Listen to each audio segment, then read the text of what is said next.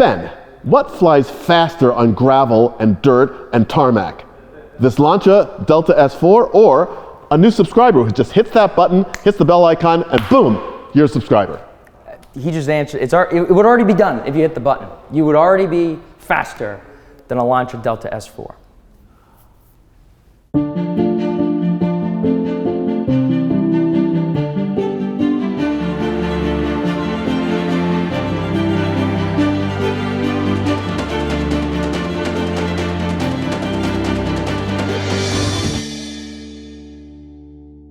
Hello and welcome to the Audrain Automobile Museum here in Newport, Rhode Island, and our exhibition, The Magic of Monaco. In this program, we're going to take a closer look at 3 rally cars of a more modern nature than the ones we've seen before, and we're also going to address a viewer comment. And who better to address viewer comments than my friend, Mr. Ben Chester. I love the comments. I love them. We do, actually. That's one of the things that we should be very upfront about. We love the engagement that we get from our viewers here on the Audrain Museum Network. And frankly, it encourages us to both deliver better programming and also the fact that we know that our work is appreciated. Well, and you know what they say about YouTube comments. All engagement is good engagement. Exactly. So let's get to the fun part of this, because I know that these are cars, and this is a period of competition that you really connect to, as do I. So what we've got here is a Renault Alpine A110, a Lancia Delta S4, and a Lotus Cortina.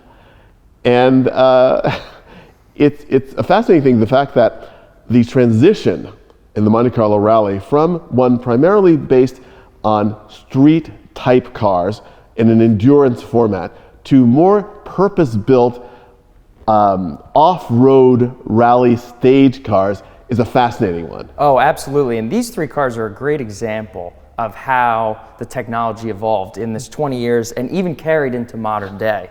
As you mentioned, it was kind of a street car-based event before companies became more technical. The Cortina is a front-engine, rear-wheel drive sports car that was modified for the rally.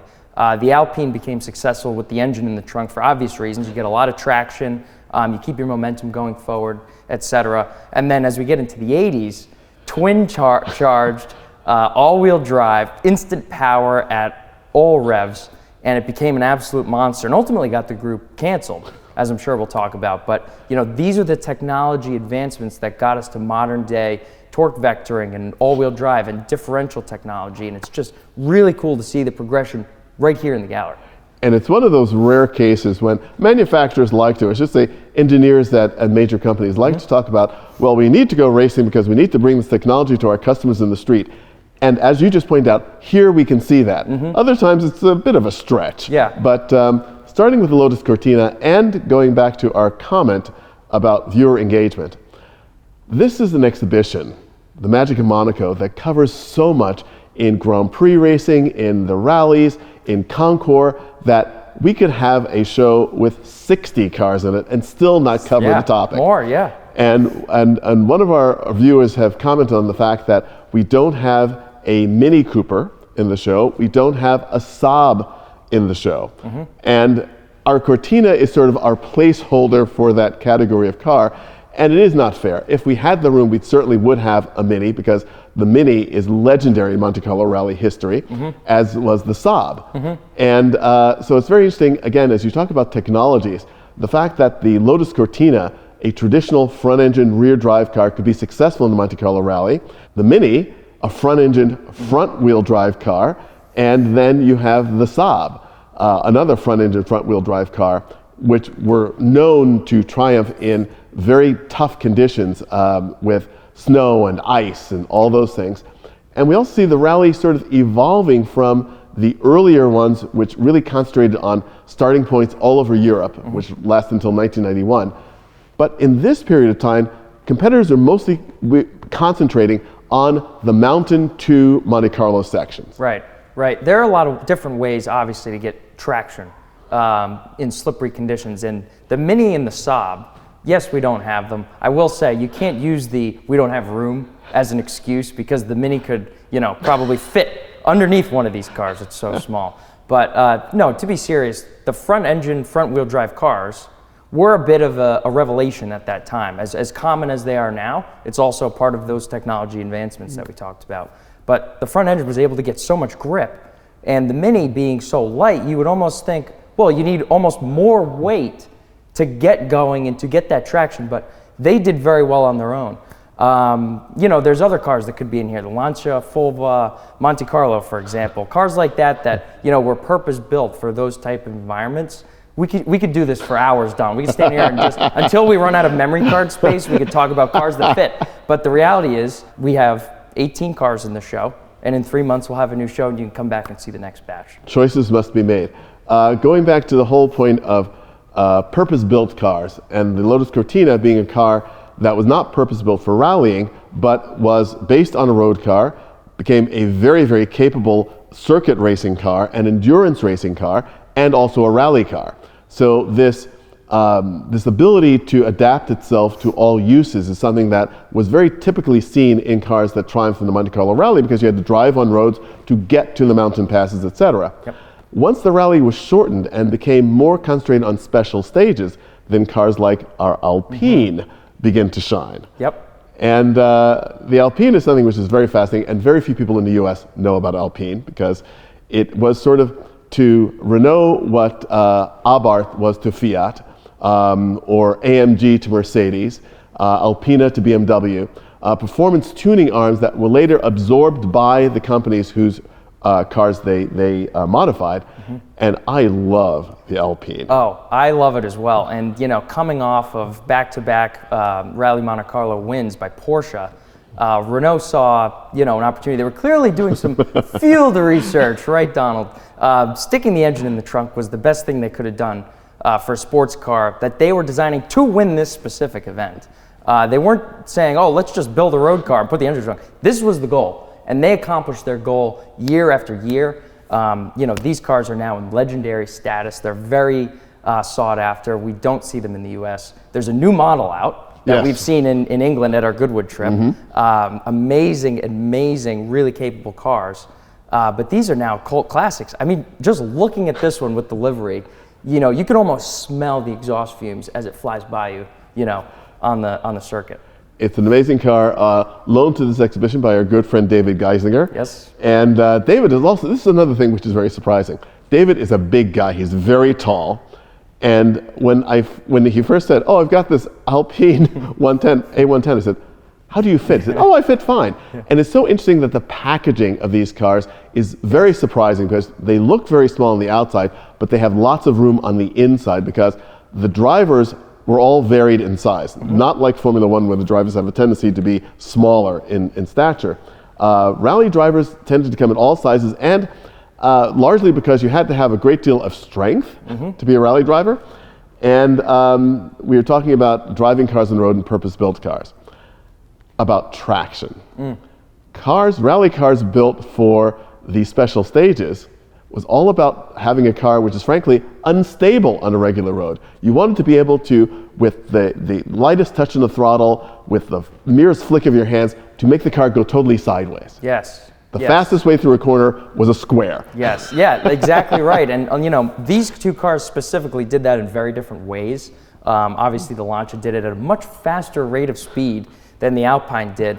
But these drivers were so talented, they were, you know, setting up their line 3 corners ahead.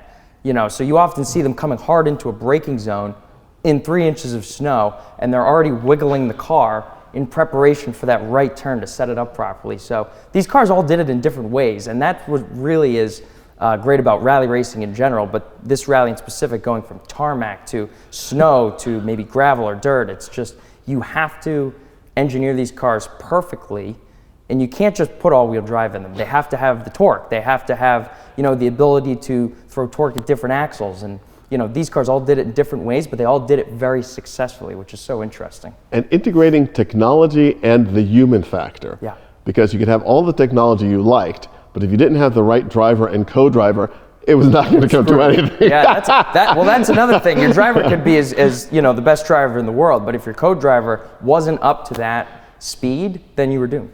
Exactly, and especially when you get to cars with the performance like the Lancia we'll just talk about in a second, the role of a co-driver, we mentioned this briefly in the exhibition introduction video, the role of a co-driver in rallying cannot be underestimated.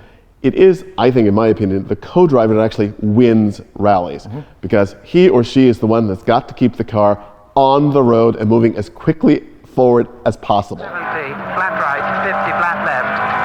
The numbers are all the distances, approximate distances in meters, and then everything else is a basic description on left and right, a variable on left and right. So you've got from minus left and hairpin left, which are the very tight corners, right the way through the scale to absolute left, which is absolutely flat out as it sounds. I like to think about it as if you're going on a road trip and your GPS were to, or your phone were to die. And then you say, well, I don't know how to get there. Well, it's the same thing with a co-driver, except multiply that, multiply your speed by 4 or 6, and that's your GPS. So it's amazing how much the drivers rely on the co-drivers. And frankly, I would have much more faith in my co-driver than I have in my GPS. If my GPS said, okay, approach this corner at 110 miles per hour in top gear and turn left, it's like, I think I'll do it in second gear, and I'll look to make sure that it's not actually a right. Well, the difference is Donald's GPS actually is speaking Italian with a cigarette in its mouth, so you can't really understand what it's saying half the time. Forse si può fare questo giro in qualche tempo. But that is a thing that, to talk about the Lancia, I mean, anyone who's watching these videos has now seen me be completely ridiculous, because in each one I say, oh, this is my favorite car, this is absolutely amazing. But I know that you and I stand next to this car and say, oh boy, if we could just take one out for a couple of hours. Yeah. Well, this is a, let me just start by just looking at it. You have so many stripes and flares and scoops and wings, and the engine's in the hatchback, and it's all-wheel drive, and it's twin-charged, and all of these aspects, all of these little details add up to a thought process that's like, this car is a god. But to take it out for 2 hours, these cars, you have to understand, you can't just pull it out of the museum and get comfortable while you're idling to the first stoplight. This car wants to be killing you all the time. It is 100% or nothing. You have anti-lag on the boost, the supercharger comes on immediately. It's just a death machine, and you have to be flat out all the time, which I'm not sure would be the most pleasant experience, honestly. Well, it would certainly be a lot of fun. Certainly be a lot of fun. I agree there. And also, in terms of rallying and Lancia, again, this is a brand that very few people in the US know. If they do know it, they know from the last Lancia sold here, the Beta in the 1980s. And Lancia is, to this day, still the most successful manufacturer in World Rally Championships. And this car, which is based on the Delta passenger car, I was fortunate enough to own a Delta Integrale myself, which is the road-going version of the first of the rally cars. It's an amazing car, absolutely astonishing car. And probably the closest to it that we could get to today would be some of the Subaru WRXs. Yes. So it's fantastic. We've got our first visitors here in the museum today, and I know that they're going to love this exhibition as much as everyone else has before. Lancia was an amazing company with amazing accomplishments through various formats of World Rally Championships. From the 1950s when they ran the Lancia Aurelias, from the 1970s when they came back with the Fulvia, and then through the Stratos, one of the most extraordinary cars ever, to the 037, and then the S4. Yep. And as you said, the power kept getting greater, the technology kept becoming more sophisticated, and ultimately, as you said, these are cars designed to be unstable. That is their purpose. Yes. Powerful and unstable cars in the hands of expert drivers. Yeah, absolutely. Lancia and Audi, to me, in the 80s, were the first two companies to really make a car feel natural on slippery surfaces. The Alpine did it really well, but it's two-wheel drive. You really got to swing the thing. But these cars, and I've had the opportunity to drive a Delta Integrale as well. It's amazing. One of our favorite people and members, Bob Jett, owns one, a great example that you helped him find, actually, over a course of a couple years. But just driving it through corners, it just feels natural. And there's really a lot going on for a car that's 40 years old. But something like this, when you multiply the power output by about 2.5 and remove weight, something like this does feel natural to a good driver no matter what surface you're on, and they were able to really hone in that feeling and just take it to the next level, and that's why they were so dominant in rallycross. You mentioned Audi and Lancia, and one of the things in this story at this period is also another technological transition. Lancia was the last manufacturer to win a World Rally Championship with a two-wheel drive car. Audi came in and revolutionized rallying with their all-wheel drive Quattro system, and Lancia had to respond. And they responded with this, which is an absolutely astonishing thing. And you look at this car and you look at the short wheelbase and the power and the way the weight is distributed, you know this is a car that's designed just basically to pivot on its middle. All the time. Absolutely, and that's how the Delta Integrale feels. You turn left and it just feels like the center of the car rotates right through your stomach almost. You know, with a front wheel drive car, you can feel it pulling you around. If you go through a corner and you hit the gas, it wants to pull you. Rear wheel drive car will do the same by pushing you. But when you feel almost like a spider and you're able to get on any corner at any time, and basically your mind is moving the car without upsetting it at all, it's a really odd feeling, especially when it translates to slippery surfaces like snow. That is the brilliance. And we'll close with, unfortunately, the fact that this car built for Group B, which a number of manufacturers, including Porsche, built cars for. The 959 was intended to be a Group B rally car. It did become too fast for the conditions of the rallies. And there were, unfortunately, a number of drivers who were killed driving cars like this. But it's still an amazing thing, because when you think about the true mastery of machine, man and woman and machine becoming one. Michel Mouton on Pikes Peak, Toivonen in the Monte Carlo Rally. It's just absolutely astonishing, sort of superhuman efforts with amazing historic cars. Superhuman efforts, as you said, but also when you give companies, when you remove the boundaries and allow companies to just work and engineer freely, and you come up with this in the 1980s, it's really an amazing thing. It's just spectacular. And a great example, of course, of what makes the magic of Monaco. Thanks so much, Ben, and thank you for joining us for this video. We hope to see you here on the Audrain Museum Network, here in the gallery in Newport, or in the Bloomberg Connect app. Watch us for our next show. Thanks for joining us.